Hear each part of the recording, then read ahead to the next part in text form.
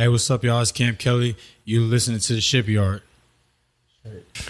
And, guys, we are podcasting. Oh, boy. Hey, there it is. Oh, that's not loud enough. No, it's Need it a not. little louder. Yeah, we do. Oh, I like that part. We got the intro music kicking, We do. which I think you know what that means, Smithy. I do. I see Means that. we gotta sing right about the feet as we're walking down the street. The street. Oh, we got a nice echo in here today because Smithy, we are recording from Hodad's Brewery again today. We can pretend it's reverb.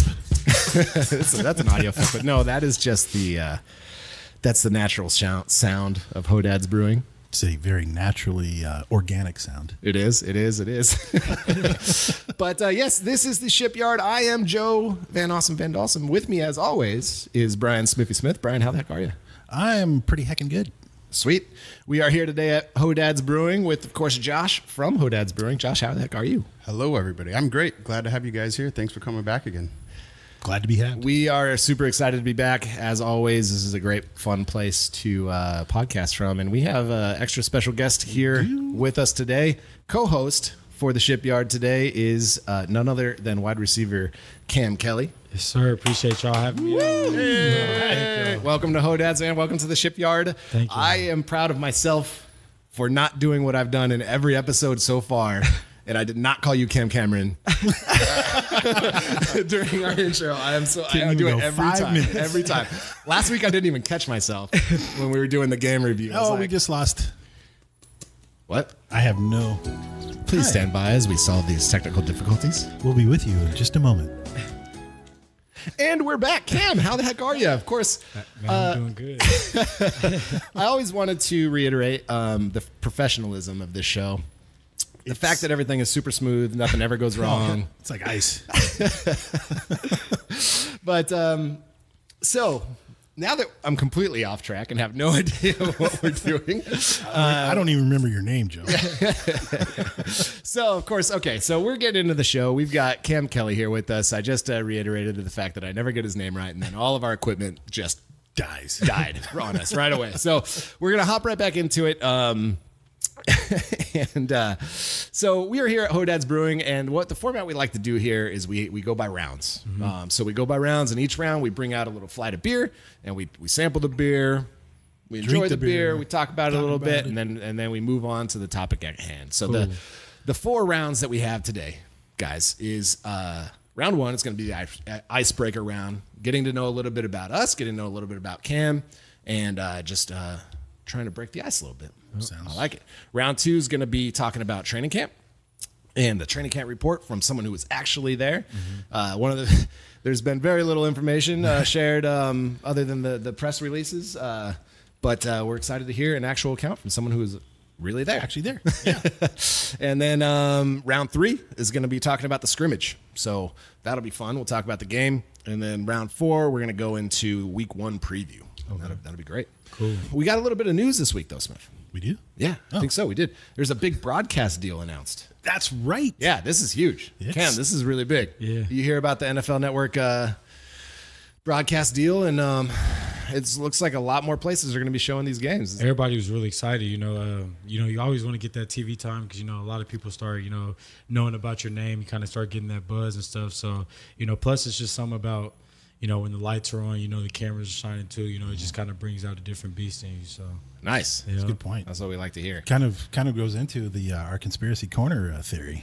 Yeah, we have a segment on the show called Conspiracy Corner.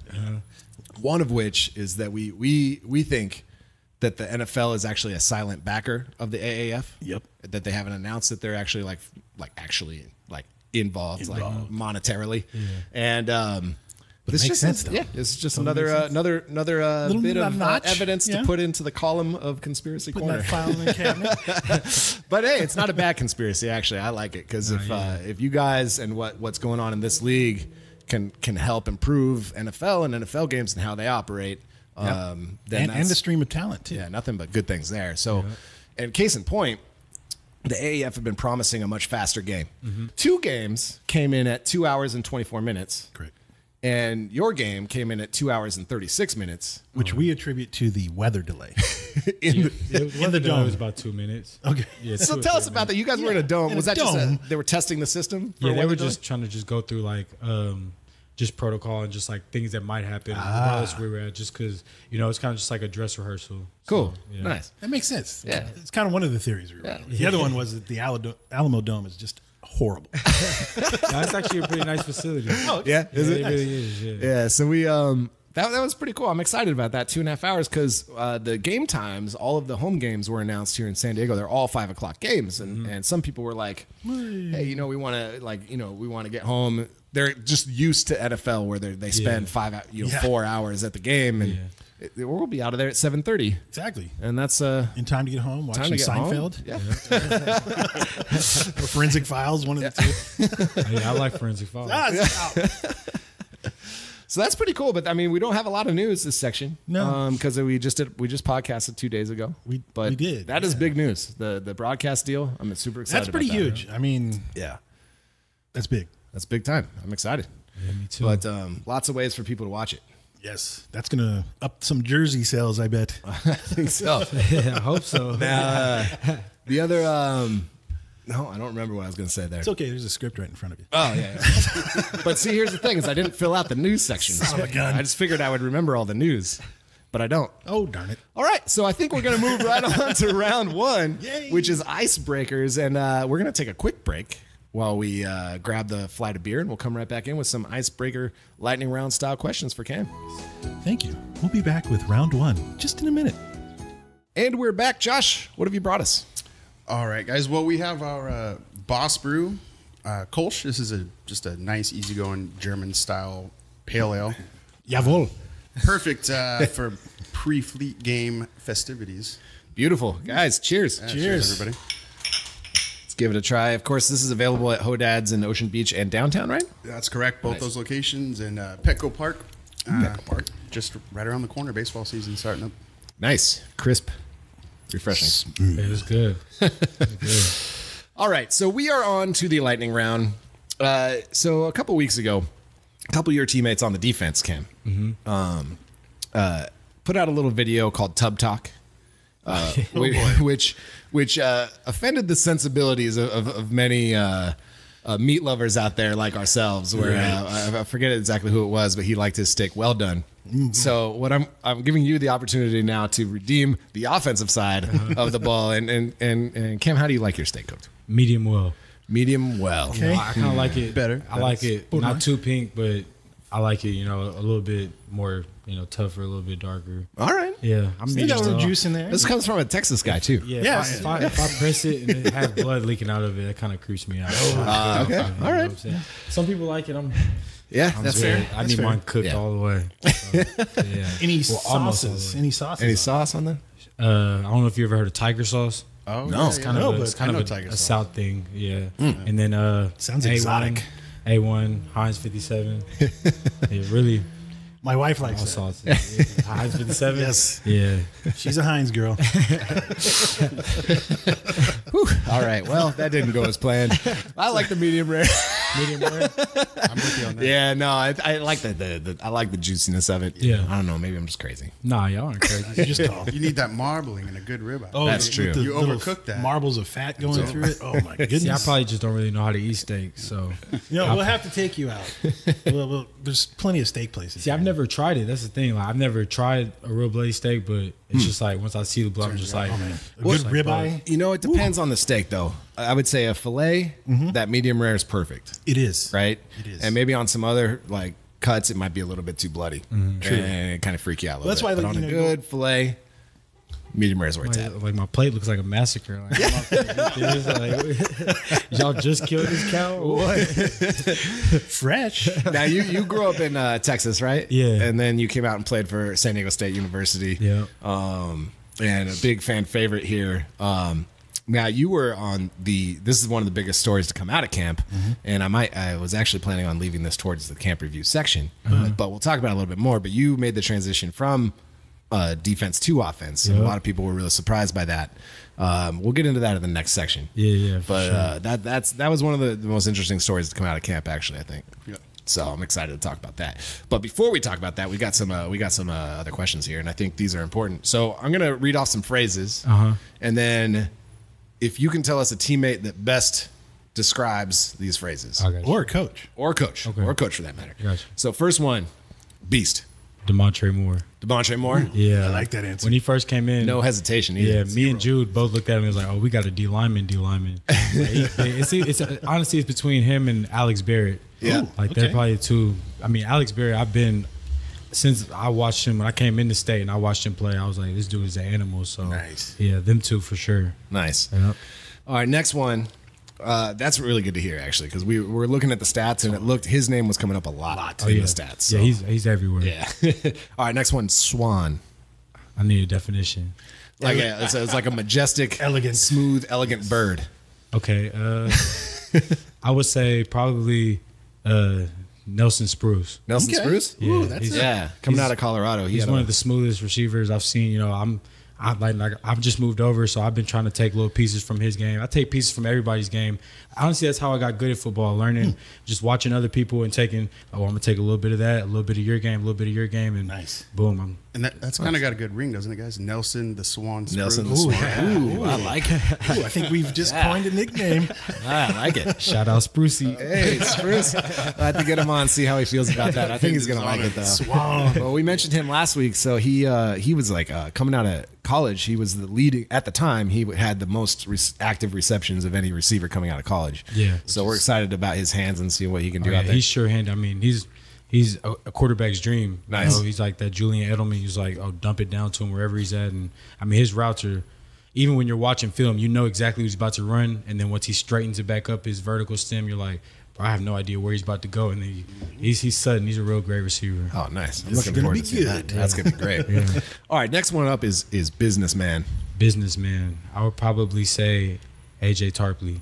AJ Ooh, Tarpley. ooh, that's a He's all about Tarpley's- his business. When I was playing defense, me and him were in the same group to start off with. And, you know, like our communication was, I mean, I didn't even really know him. I mean, we're talking like we've known each other for 5 years and we've been playing each other for 5 years. And Nice. I was just like, man, this is exactly what I needed because, you know, when my linebackers are hitting they're hitting their gaps every time. And, you know, they're where they're supposed to be. It opens it up for the safety. So it makes my job a lot easier. Awesome. that's great. Another good to hear. We were excited about Tarpley, and his story is super cool too. Oh, yeah, most definitely. You know, he was on the Bills, actively playing on the Bills, and retired. He's a baller. Yeah, he retired because of health concerns, concussions, and then, but he's back now, coming in the And he's AAF, already and- making like- waves with the fleet. Yeah, and it just is a testament to the quality of players we're getting in this league. yeah. It's like real. I mean, this is no joke right now. Yeah. This is some Yeah. serious football going on out there. So, Definitely. now this next phrase is fancy. I got two again. I'll probably say Two. All right. Brandon Hodges. Okay. And then Jude Ajay Burima, the corner from he played with Tampa Bay, went to Bowling Green, and then I mean both of them they just designer, you know, Gucci this, Gucci that. Shoot, I was just with Jude and he pulled up in a matte like camo green Audi, and I'm like, bro, what is this? You know what I'm saying? Like, It needs to be gray. I like that. like I like a dream car. I'm like, bro, That's beautiful. yeah, you fancy for real. You fancy. So, All right, now this So next he's buying one. the steaks. Yeah. yeah, exactly. Now this next one's actually is job stealer, and I'm gonna stop you before you answer this one because this one we're gonna answer, and that man is the man by the name of Mike DeBoard. I was just about to. I mean, I Yes. would say the same thing. Mike DeBoard. Yeah, we have a few things to say to last week. Mike. So if you don't know the history, we were convinced that we were going to be taking the offensive coordinator position. Yeah, it would be co-offensive coordinator. And then Mike DeBoard comes out of nowhere. with his national championship and blah, blah, blah. And Your he finds crystal Tom looking Brady. football. No, man, he's been really good to Yeah. have. You know, I mean, the experience he's had, and then, you know, he has the credibility, coach guys like Tom Brady and stuff like that. So, I mean, he's come in immediately right away. You could tell he wanted us to do things, you know, his way, and you know, we all conform because, you know, like you say, he has that credibility, and we just all want to get better, and you could tell that he's there to try and make us all better. So, Yeah, maybe. Yeah. I still think we would have been better. Yes, but does he have a play where everybody in offense is eligible? I don't think there's a play like See, that. I do. That's the type of innovation we would have brought to the fleet. You can go ahead and tell Mike that and see. You know, I'll let him know. We'll give him that play. We'll cite y'all for the play. Sweet. But in all seriousness, we're actually super excited about the board. I think his resume is Speaks for itself. Actually. speaks for itself, and I think that's a huge addition for the team. So Yeah. it would have been interesting. And that's no dig at Kitna. No, Oh man, Coach Kidner was unbelievable, man. Like, you know, when you're in it, you're in the fire.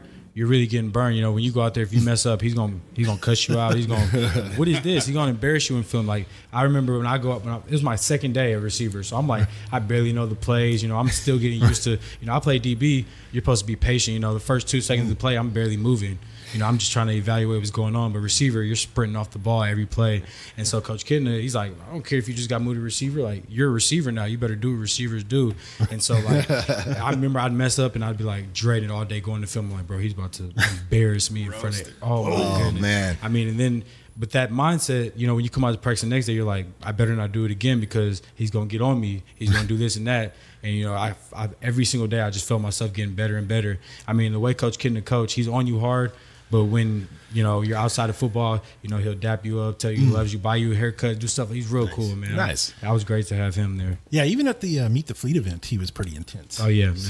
He was like, he had some business meetings going on in the background. He was like, on that cold night, it was warm by where he was standing. yeah, you could tell the fire in his eyes. So he's got a lot of drive, and of course, congratulations to him for going over to the Cowboys, which is I where think that's a great pickup by the Cowboys. Yeah, you were over at the Cowboys on their squad right before coming over to the Fleet.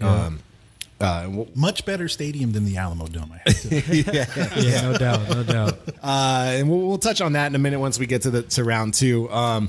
But so now I want to give you a chance. Now this is San Diego. This is home of Ron Burgundy. Yeah. I don't know how to put this, but I'm kind of a big deal. So we want to give you a chance right now. There's no room for humility in San Diego. None. This is the hometown of Ron Burgundy. Yes. His is there a not so humble brag, or what have you really excelled at? What is one thing we need to know about you to get excited? What is something you want to tell the fans about yourself? Really, this is your opportunity to brag. Yeah, the only thing I can really brag about is just that I'm a follower of Jesus Christ. Honestly, that's about it. You know what I'm saying? I want everybody to know that, and you know, I just feel like He put me in this position. You know, I had a bad injury my freshman year in college and stuff like that. So for me to be able to, that's something for me to brag about. For me to be able to pull out, you know, I was an hour away from losing my leg, getting my leg amputated. Wow. And had I been playing in Hawaii instead of been playing at home against Hawaii, then we'd have been flying over, you know, just nothing but water and had nowhere to land. So I would have for sure, my leg would have blown up in front of all my teammates. So, oh my goodness, you know, that's a blessing. You know, I'm glad. I'm really glad. That's something I could brag about. I'm a follower of Jesus Christ. I'm his son. You know, he's gonna bless me and hopefully do special things with me. That is a beautiful answer, man. I don't think we can top that. Love it. I mean, I like telling people I got bit by a shark. I like that story. Let me show you the scar. It's gnarly. Oh, I want to see this. All right, let's take a look. Oh, that's good. Oh yeah, that is good. Oh. So what was the injury? What actually happened on that one? It's on both sides, actually. So I was going down on kickoff my freshman year, true freshman year against Hawaii. I'm 18 years old. First play out of halftime, come down on kickoff. I hit the dude, and my leg's like helicoptered. Oh. And he actually ended up breaking my tackle and scoring a touchdown. But we got lucky. They threw a flag on a block in the back. But one of my teammates was running behind him and kneed me in the calf. Ooh. And so I had what was called compartment syndrome. And basically my body thought it was an open wound, but it wasn't. So I was sending blood there to replace blood I wasn't losing. Ouch. And you have 4 compartments in your calf, and all the blood just kind of piled up in there. And the pressure is supposed to be like 30 in all of them. And they told me by the time I got to the hospital, all mine were above 100, and I need to have emergency surgery. Oh my god! So I had what was called a fasciotomy, cut me open on both sides to release the pressure. Stayed in there like 10 days, and this was like halfway through my freshman year. I'm a 18-year-old kid. I'm in California. I've only been out here for 3 months. I'm away from my family, so that was kind of a tough time. For me to be able to bounce back from that, and thankfully have no muscle damage and stuff, and still be able to play the game I love at a high level is a blessing. That is amazing. How long did it take you to come back from that? It was going to take me about 10 weeks, but I forced myself to, I was on a knee scooter for 3 weeks, and they tried to put me on crutches for another 3, and then I was gonna rehab for 3 and be fine. Gotcha. But that middle 3 with the crutches, I was like, bro, this hurts my armpit. So I'm about to just force myself to walk. So I started forcing Crutches myself suck. to walk, and I ended up getting back in like 6 weeks, and I was okay for the bowl game, but they didn't play me. So That's yeah, an amazingly quick recovery. yeah. I've torn my ACL. I hope, I pray to God I never do that shit. But yeah, I'm still recovering, and I did that back when I was 22. Yeah, Jeez. He said shark bite. That Yeah. looks like a shark bite. It does. does. Huh? It That's- does. that's- Everybody asks me, like, what happened to your leg? Oh, I got bit by a shark. Yeah. Punched it in the nose. It let me go. Yeah, you tell them whatever. They're like, oh my goodness. Like, and I'm like, no, I'm just kidding. It's a good story, though. That is a good story. That was some heavy stuff, man, right there. So I think what we're going to do, we're going to move into what I'm calling the lightning round here. Yes. And we're just going to fire off a whole bunch of questions. Cool. This was inspired by Obi McHugh. Yep. We all, every week in the Facebook group, we put out questions and like, what do you want to hear? Yeah. O'Brien just rapid fired off like 100 questions. And I was like, all right, Here we go. Here we go. and the lightning round is born. That takes some talent. I couldn't do that. So basically what I want to do here is I'm going to read off the question. Then we'll go around the table. We'll start with you, Josh, and then end up on me. All right. And then alternate. I'll ask the first one, Smith, you ask the next one. All right, cool. Okay. All right? Get it. Good. All right, ready? So first one, beef or pork? Josh. I'm going beef. Gotta have that steak. Beef. Okay, beef. Pork. I love the bacon. I'm going to have to go pork too. All right. Smithy. All right, here we go. All right, next round. Everybody, you're up. All right, trampolines or apple turnovers? Josh. Trampolines.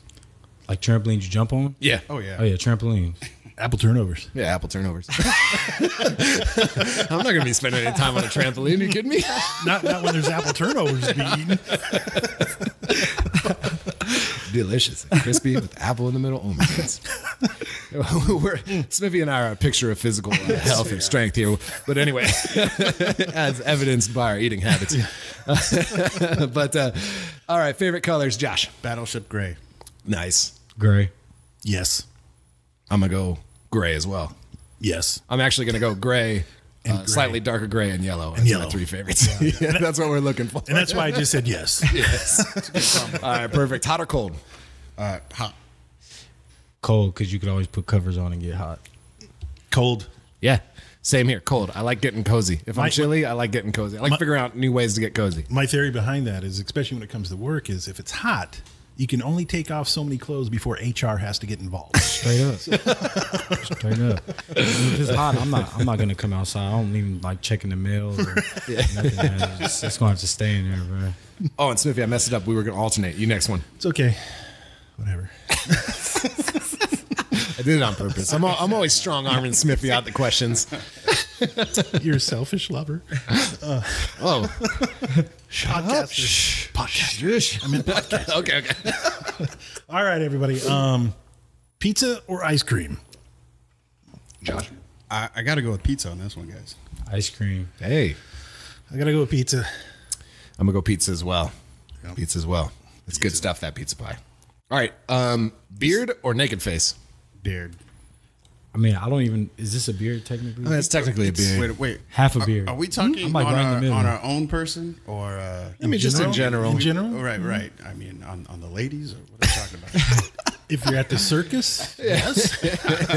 Yeah, on me, I like the little half beard. Little half beard? Yeah. Little bit. Something. Yeah.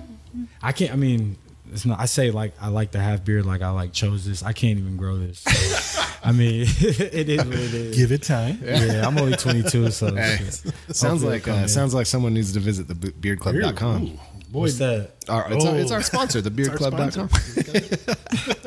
It's sorts of no, the beard beard club. products? They have beard products. You put stuff on your face, and it'll make your beard grow better. Shit, I might grow a hand out of my face. You don't trust that kind of technology.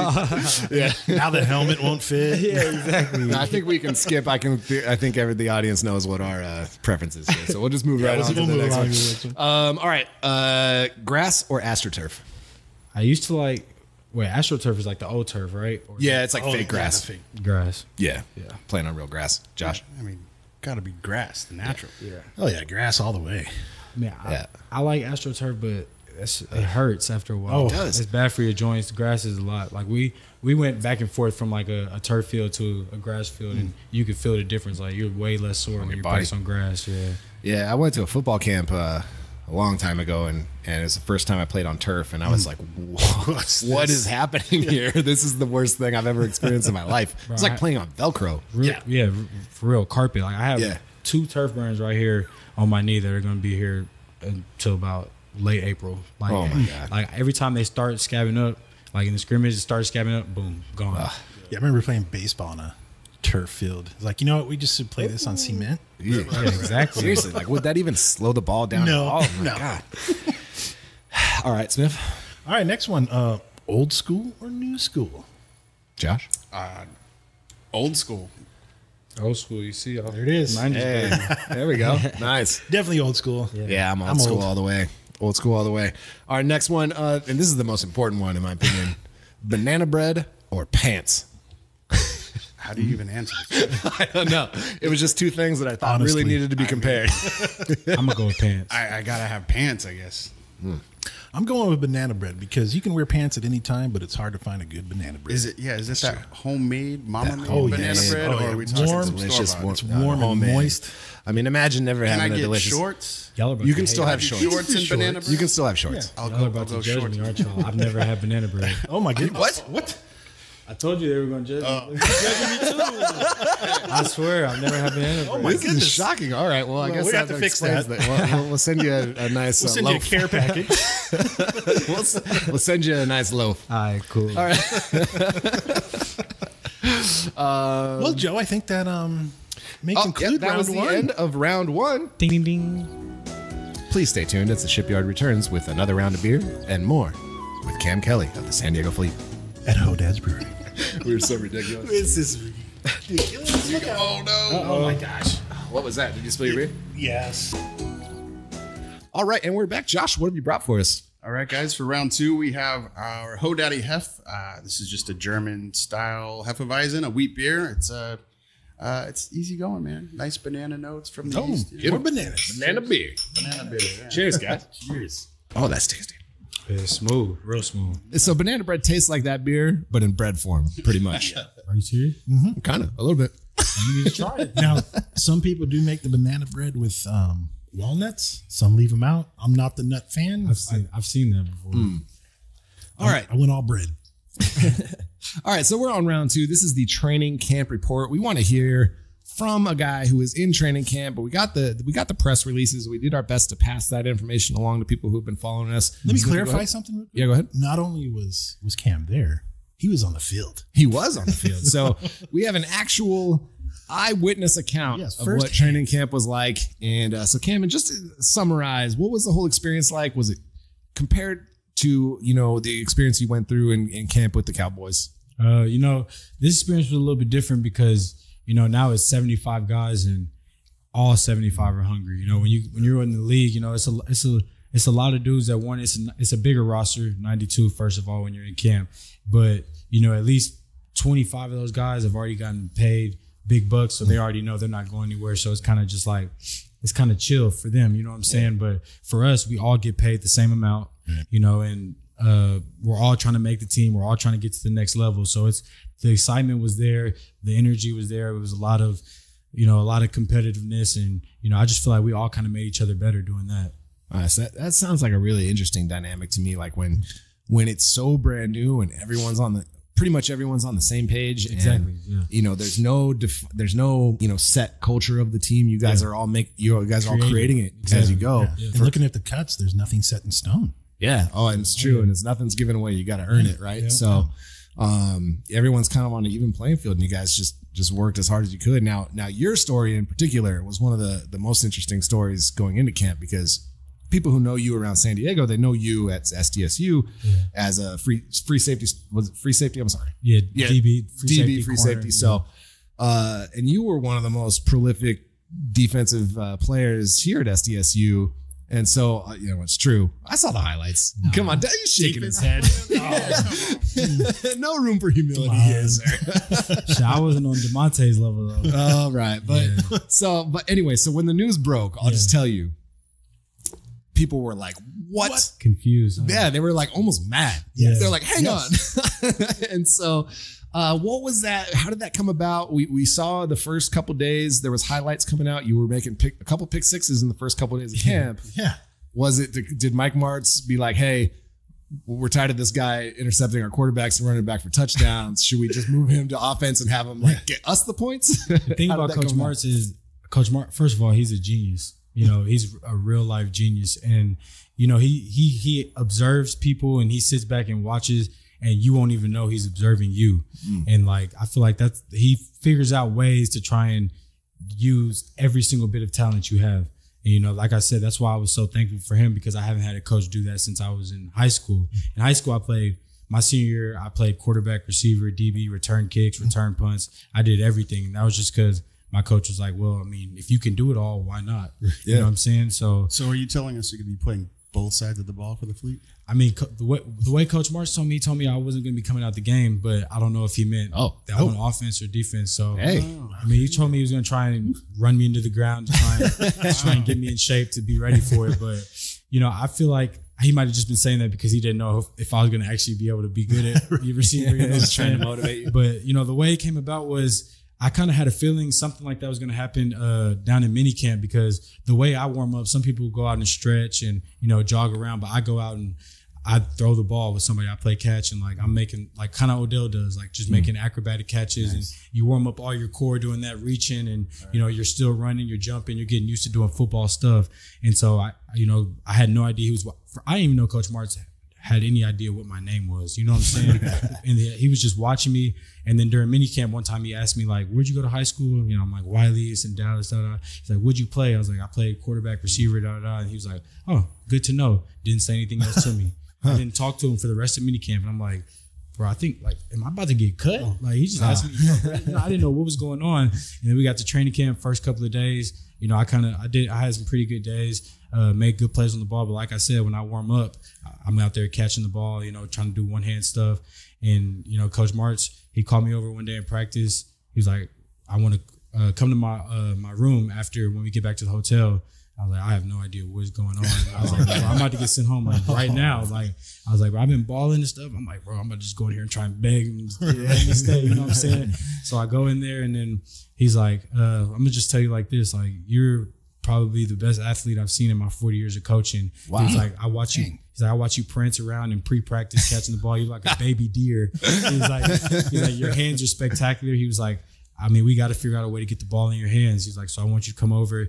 I don't know how you feel about it, but I want you to play offense. I was like, Coach, I've been waiting for a coach to tell me this since I left high school because all through San Diego State, I played receiver first at San Diego State. And then they moved me to DB. And the whole time I was asking Coach Long, like, let me play both ways. And Coach Long, he's an old school coach. Right. And so, he wasn't going for none of that. So once I got here, I was doing the same thing. Coach Kittner would always talk. He would come to the DBs and be like, hey, don't try and fake a hamstring today. We're doing one-on-ones and stuff. And I was like, man, I'm trying to come over and play receiver. And then for first, I think they thought I was kidding, but then they started, eventually he just ended up, making the switch on me. And like I said, I'm real thankful Coach Martz saw something in me that, I've kind of been seeing in myself for the longest time, but for him to be able to take a chance and try and bring it out of me is a blessing. Well, I have to ask, what was Coach Allen's reaction to that?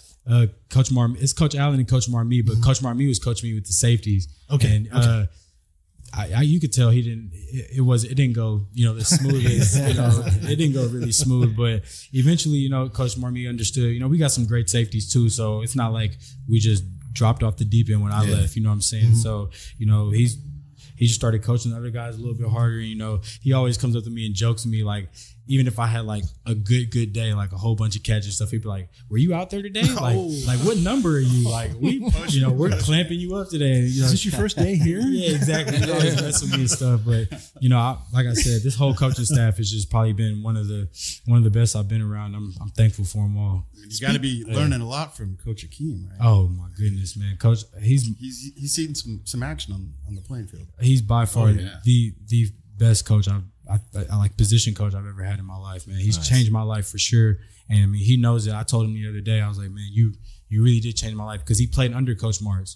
So it makes it that much better. It's not even like, oh, he played the game. He played under my head coach. Yeah. So whatever he knows, like whatever like whatever Coach March is feeling a little like he come in there, you can't tell what type of mood he's in, like whether he's about to snap on you right now. He's like, he's in this type of mood. Y'all need to act like this if y'all don't want to get cussed out. You know what I'm saying? That's a good resource. Exactly. It's like he's been in our exact shoes, not even in our shoes, like in our exact shoes. So I mean, it's a blessing. He knows the offense. He knows, like I say, he knows Coach March. He knows the game, and you know, we both went to San Diego State, so we have that connection. And you know, he's been more than just a coach. He's turned into like really like one of the brothers like us. So That's awesome. That's awesome.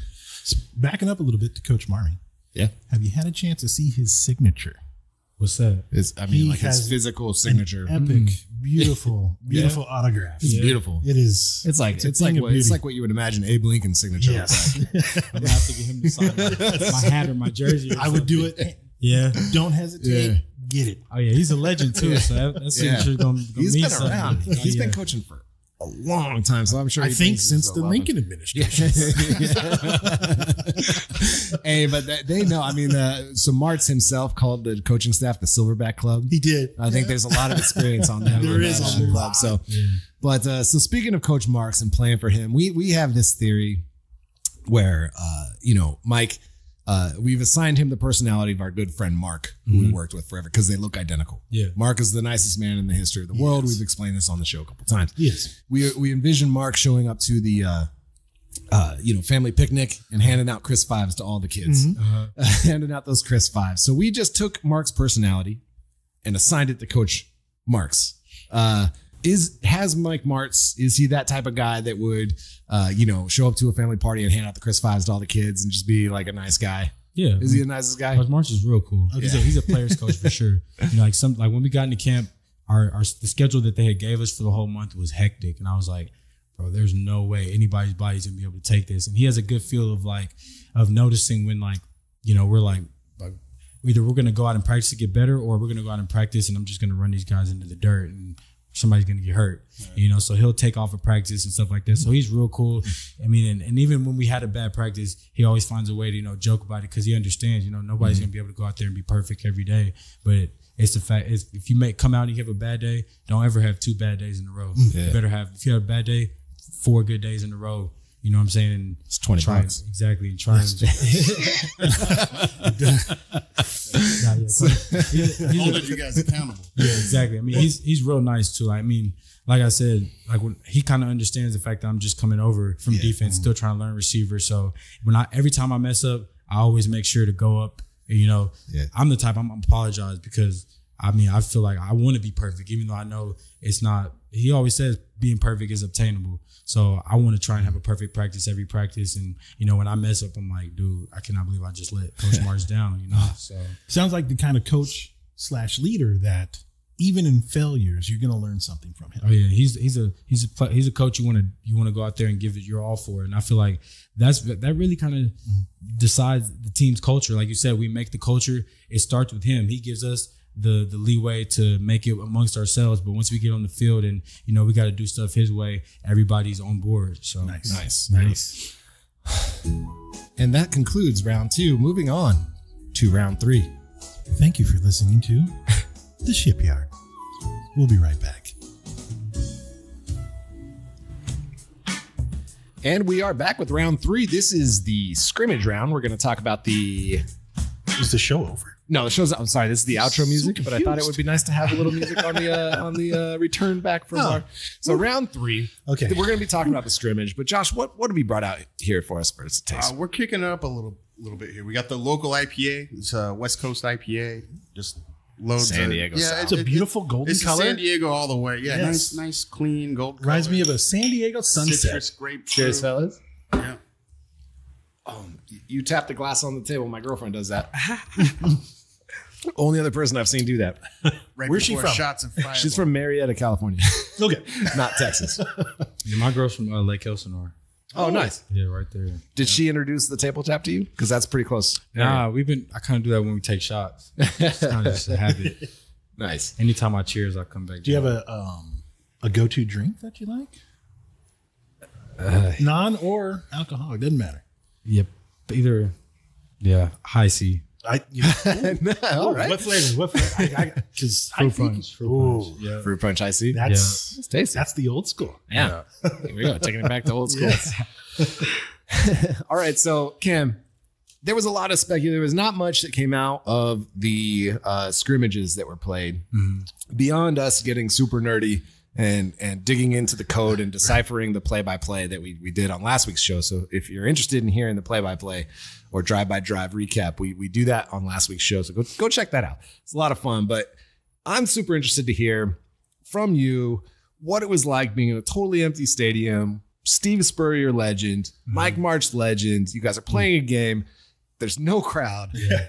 Was that a surreal experience? What was that like? Honestly, every time I go out to a game, like I realize the crowd is there. Like when I'm coming out the tunnel and I'm looking around, like, oh yeah, there's a lot of people here. I get crunk, and then like as soon as the game starts, I completely forget anybody's there. So it was just like a normal game, honestly. Nice. I mean, you could like hearing the whistle like echo and stuff like that, and then like nobody cheering after you. It's like after you do something good, you kind of realize there's people there, and then like you catch a pass and you're like celebrating. Crickets. Yeah, exactly. You're like, whoa, yeah. well, never mind. That's funny, man. Yeah. Was I have to ask, was there a lot of start and stops because of, this was like kind of the first time of doing this? No, it was actually pretty smooth. Okay, Yep. awesome. Yeah. Because we honestly didn't know. We had obviously the play clock to go off of. Yeah. But that doesn't reveal whether or not there was any long pauses between plays and that type of thing. No, yeah, it was smooth. Nice. Looked like they were testing the system. We saw a weather delay mentioned there, which obviously is impossible because you're in a dome. Which we attribute to the 2 missed field goals. Yeah, true. Yeah, the 2 missed field goals were caused by the gusty conditions. Yeah, inside the Alamo Dome. But sorry, Cole Murphy. We're we still behind love you. We still love you. Still love you. I could not make a 1-yard field goal. So. Yeah. But no, so the final score, as we understand it, was 31-28. Yep. You had a kind of a rough first half, I'd say. Yeah. But then in the second half, you guys really kind of turned it on. And most of Orlando's points, from what we could glean, were a result of the turnovers that occurred in the first half. So it was kind of like a win, but not really. Yeah. Yeah, So- I mean, thank God it was a preseason game. You know what I'm Yeah. saying? We're still 0-0. So, Yeah.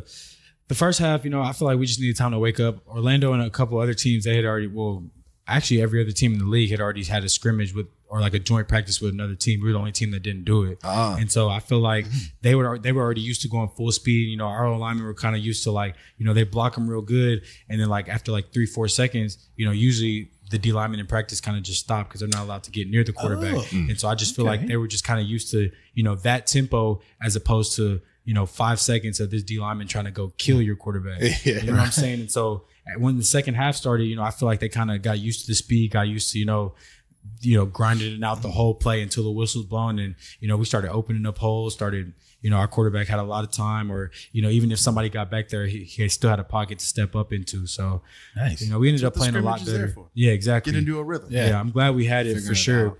For sure. And then, at halftime, even though we were down by 17 or whatever we were down, everybody in the locker room I was telling everybody like, bro, we're still in this game. You know what I'm saying? It's not over at all. We can go out and we could do it. We're going to be good. And because I already knew what the situation was. I can tell just looking at our team that it's like, it has nothing to do with talent, has nothing to do with coaching.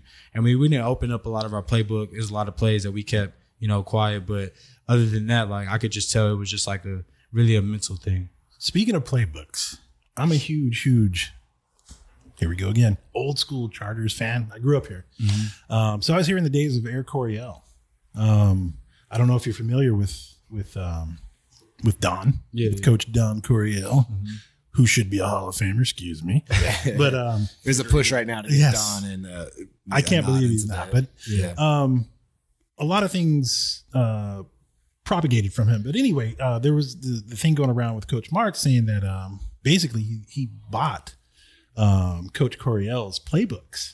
And basically, we're talking Air Coryell V2, version 2. Yeah, his old notebooks from when he was inventing the system. Because Coryell utilizes the tight ends quite a bit, whereas historically, Coach Martz does not. But when we dug into the play-by-plays, there was a lot of targets to the tight ends. I think 15 targets to the tight ends. 15 targets. And, I guess my question, long as TLDR, is...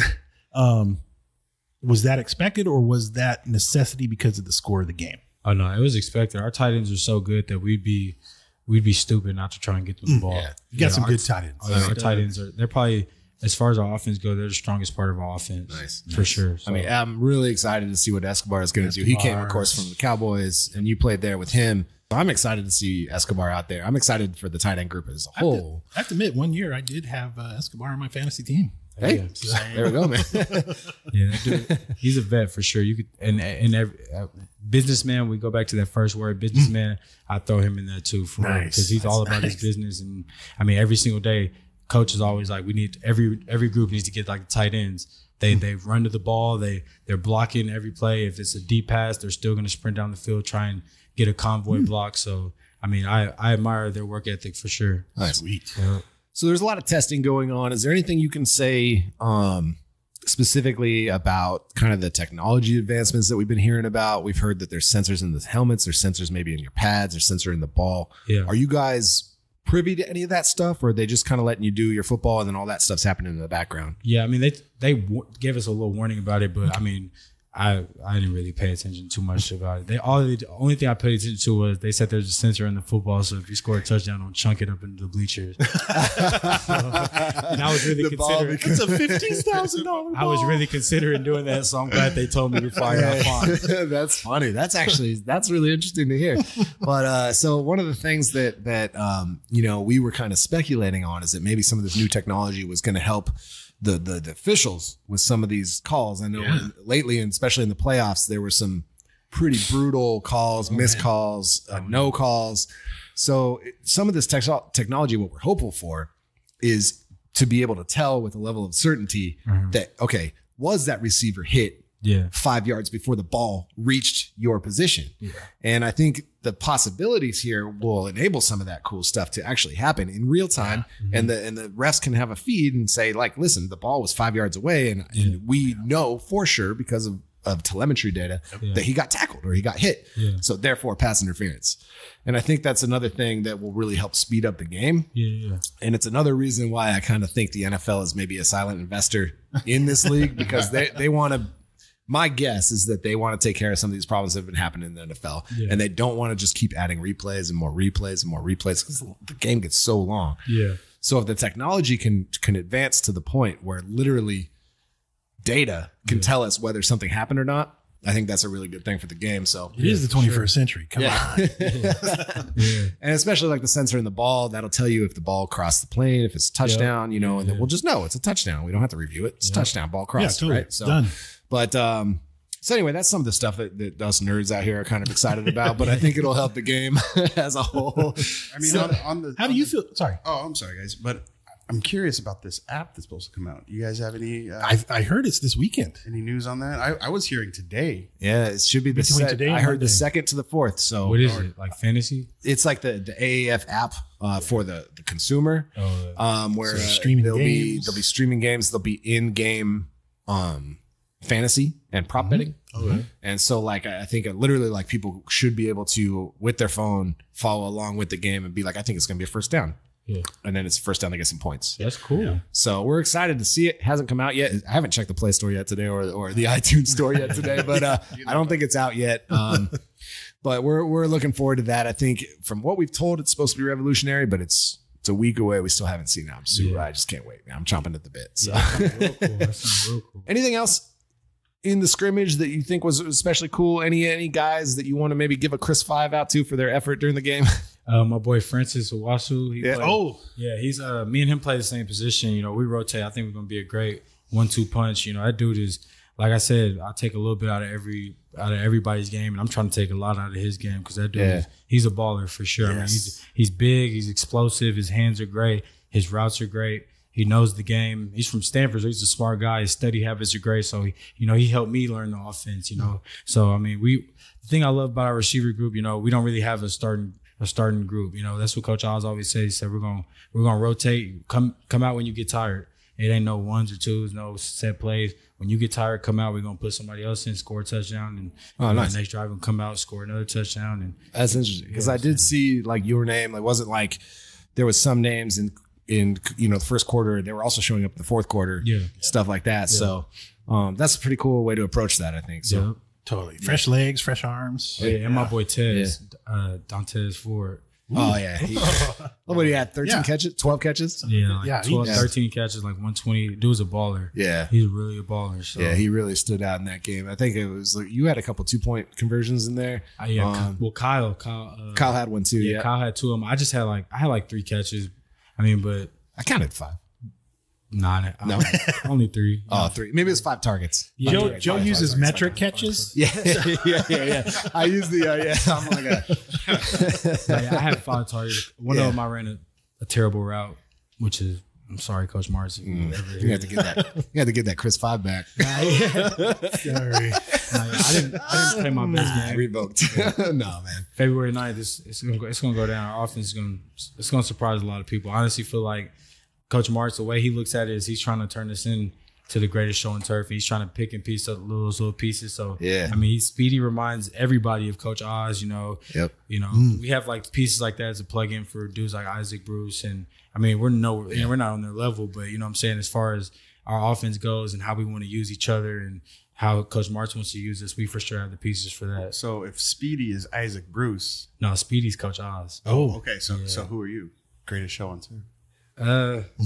I feel like he's trying to turn me into like Tory. okay. All Hey, right. All right. I mean, that's not like a, you know what I'm saying? That's not like, but who knows? You know, that's somebody, when I watch film and I'm going, I always try and watch his film and try and watch his routes and stuff like that. And, you know, Francis and my boy BB, Brian Brown, they kind of remind me of dudes like Isaac Bruce and like, you know, I mean, our receiving core is unbelievable. We're gonna have a real good year this year. That's one of the things that I noticed with, after the final roster cuts and looking who's on that squad. Yeah.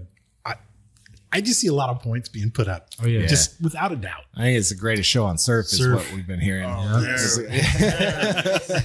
Well, there was like 400 yards of offense put up. Right? Oh, his 476, I think is what it was. 500. Even with the That's a turnovers. pretty good dress rehearsal. I mean, we had 5 turnovers in the first half. Yeah.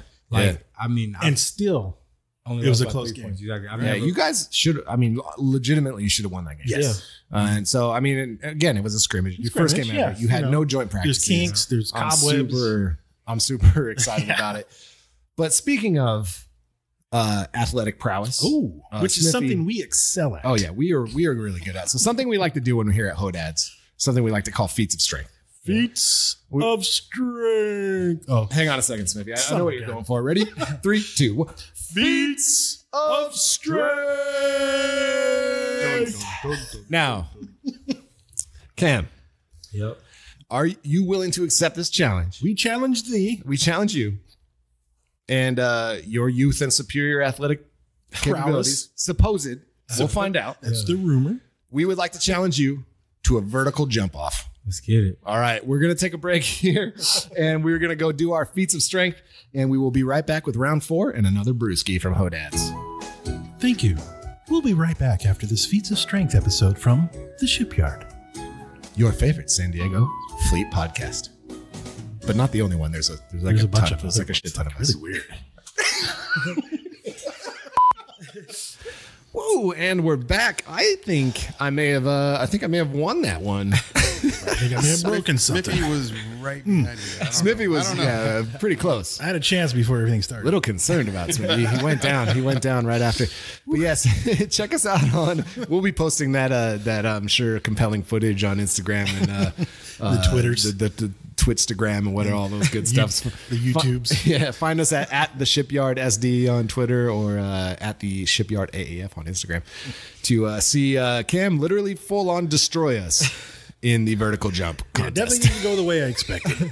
It was I expected you to jump high, but not you that jumped high. really high, man. It was pretty high comparatively. I think I was maybe 2 inches off the ground. Like gravity treats him differently. Yeah, it just does not apply. It's a different set of rules when it comes to Cam over here. All right, so this is round 4. Josh, what is the beer we have? For the final round, guys, we got the Throwback Brown, which is an American brown. Just nice caramel malty beer. It's delicious on a rainy day like we got in front of ourselves right now. Cheers, fellas. Smooth. Ooh, delicious. I love that. That's a tasty one. That's one of my favorites right there, the brown. I think it's my favorite. Yeah. That's a good one. All right, so we've got a game coming up, do we not? Yes, sir. Cam, you pumped up about February 9th, this nationally televised. It's the game of the week. It's the one everyone wants to see, the San Diego Fleet versus the San Antonio Command Dorks. Oh, yeah, I'm more than pumped up. I can't wait, man. Yeah? Yeah. Was there any interaction between you and the Commanders? Was there some jawing back and forth? Like, were you guys pretty much kept separate the most time? What was it like having all the teams in one city there getting ready for week one? We're pretty much separate the whole time. Up until we had a meeting, like a meeting when we first got there with all the teams there, and then a meeting at the end after they made cuts and stuff with the final teams there, and that was about it. You know, we didn't really see the San Antonio team too much. I have a couple friends on the team though, so I talked to them. But other than that, you know, we didn't really see them too much. They used to be friends, right? Well, they'll be my friends. They'll be my Just friends game time. up until the game starts. Up until the game time. Now, the presidents of the team have been no stranger to some putting up some bulletin board material out there. Our president, Jeff Gardner, threw down against Vic Gregovitz, the president of the Commanders, and he's challenging them to a $500 bet on game one. The winner. It's a lot of Chris Fives. It's a lot of Chris Fives. 100 of them, actually. Yeah. But, There's like 23 of them. 23. Nope, Smithy's math is not a strong part. So, and then also the zoos. I don't know if you heard about this, but the San Diego Zoo is throwing down against the San Antonio Zoo, which, by the way, San Antonio has a zoo? I think it's just full of Didn't know it. cactuses. But so they're throwing down. The winner of the game is going to fly the opposing team's flag for the week after whoever wins. Now, also the Memphis team is getting into the game a little bit. The president of the Memphis team on Twitter to us challenged Jeff Gardner to basically a throwdown on our podcast coming up before the Memphis game. But so basically the point I'm trying to get across here is don't be afraid to throw a little bulletin material out there, because the presidents of the teams are doing it. Would you have anything to say to the Commanders for week one? Nah, I'm going to let my play do the talking. Got to. I tried so hard. You know what? I have to say, this team is full of nothing but professionals. Despite our best efforts, effort, we're not going to give anything up on you. But is there any matchup in particular? You know that team a little bit. You said you got some guys over there. You're on offense now. Are some of your peers over there on defense? You're going to be showing up against anybody in particular? I know I have a homeboy who plays quarterback over there, Dalton Sturm. He was a starting quarterback at UTSA. He's with the Cowboys with me. I'm really excited to see him play. And then my homeboy Ed Shockley plays linebacker. He's from Villanova. And there's a couple other people. Oh, my homeboy Duke Thomas, he played corner. He went to Texas. He was with the Cowboys with me too. So they got a couple of people over there that I'm excited to play against, excited to compete against. And nice. I honestly wish them nothing but the best. Obviously, I want to win, but I hope nobody gets hurt or nothing like that. This is a really unique situation. You get to score a touchdown against your buddies on defense. Yeah. And then a pick six against your buddy that's playing quarterback. Same game. It's gotta Full be amazing. circle. I mean, that's got to be some Full sort circle. of AAF history. Yeah, I think so. I'm looking forward to seeing some of that going on. I like it either way. All right. Well, I guess that concludes the week one preview section. No, yeah, I think it does. I'm just trying to. It's going to be a good game. I know that for sure. It is. We're going to be doing a watch party. We can't come out. I wish, as much as I wish we could, I really want. We wanted to I fly could out there and see it. But so we're going to be doing a watch party locally here. I know the team's going to have something going on downtown. Yep. We're based in North County. We're going to be doing something at the 55-yard line in San Marcos. We got a good amount of people showing up to that. So if you want to come watch and hang out, come out with us. We'll be doing a good watch party. Let's support the team from afar and do everything we can. We're really looking forward to seeing you guys get going. It's been a long journey for us. We've been just following this for a long journey for you as well. Oh, yeah. For sure. Yeah. Actually, one thing I wanted to ask before we go, what was like the very first contact you got from the AAF? What was the very first moment that you heard about this league and how you decided to get involved? I heard about the league around September, about a week and a half, 2 weeks after I got cut, but I hadn't heard anything from any of the teams. I was actually trying to get on the San Antonio team just because the last team I was on was in Dallas, and I hadn't heard anything from either one. And then one of my, I actually got Dave's number from somebody, and I called him myself and kind of just sold myself, and just kind of told him that I'd do anything to really just play again, be a part of the team. I just wanted to make the team better. Whatever they want me to play, I'd play. And then literally like 2 days later, well, it just so happened he was in the car with Coach Marmee. And Coach Marmee was like, well, I want to talk to him too. Yeah. So they put me on speaker. I had a conversation with both of them. They're asking me like, Nice. well, what can you do? Like, what's your size? What are your stats? I told them everything, kind of sold myself. And then 2 days later, they called me back and sent me a contract. This is around like November.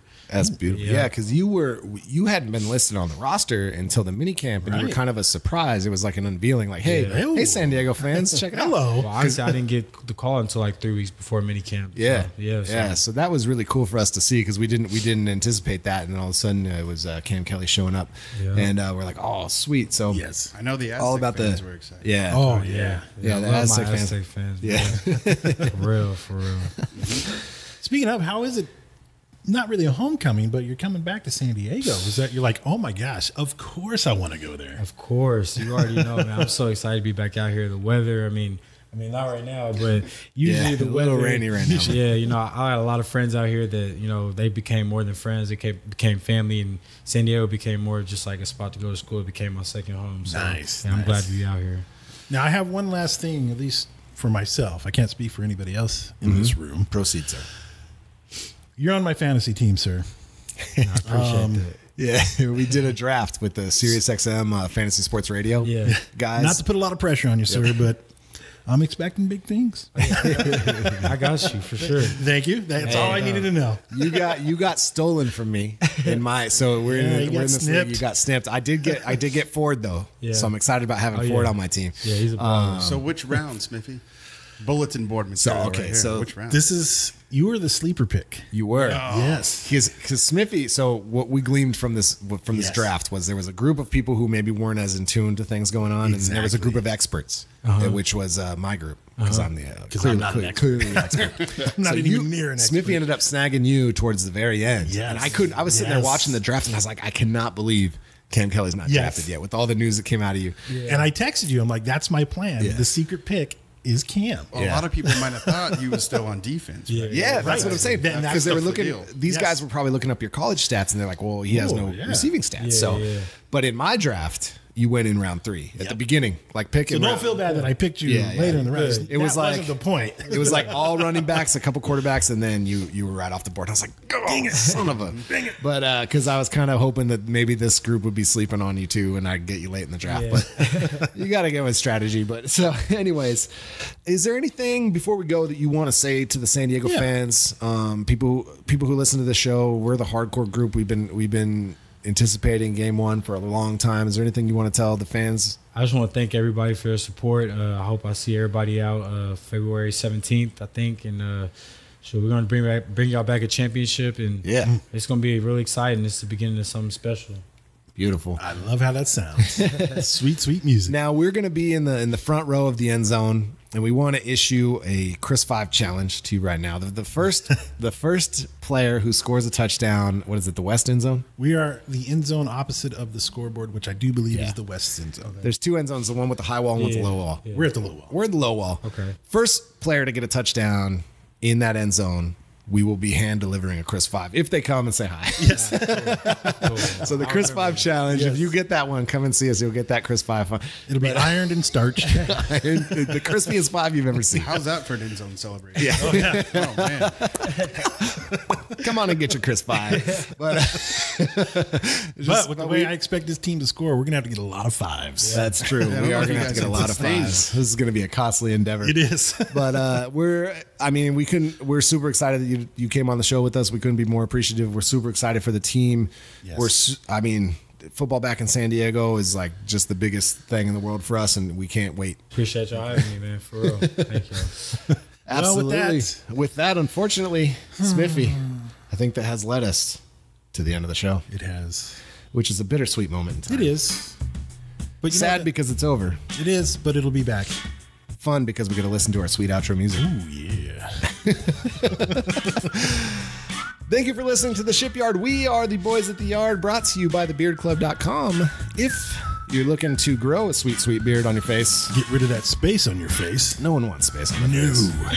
So, except for, if Cam, you got to get on over to thebeardclub.com, fill in those cheeks. Yeah. Got you. I mean, they're real nice and smooth, but they look better with a nice full beard on there. And it brings the ladies. That's true. The ladies will be a flocking, my friends. Beardclub.com is where you want to go to get some quality beard products. You do? Fill it out. Make it lovely. Oh, yeah. Fill up that medicine cabinet full of beautiful beard products. And with that, I am Joe Van Dalsen. This is Brian Smith. We are the Shipyard. Our milkshakes, my friends, are better than the Commanders. You know what? Cameron Kelly tells me, you damn right they are. And we're done podcasting. Cam, thanks again so much. Josh, thank you. Thank you, Josh. Hodad. Hodad. OB McHugh, thank you for joining. Woo! Woo! Filming in the background behind the glass. And we're done podcasting.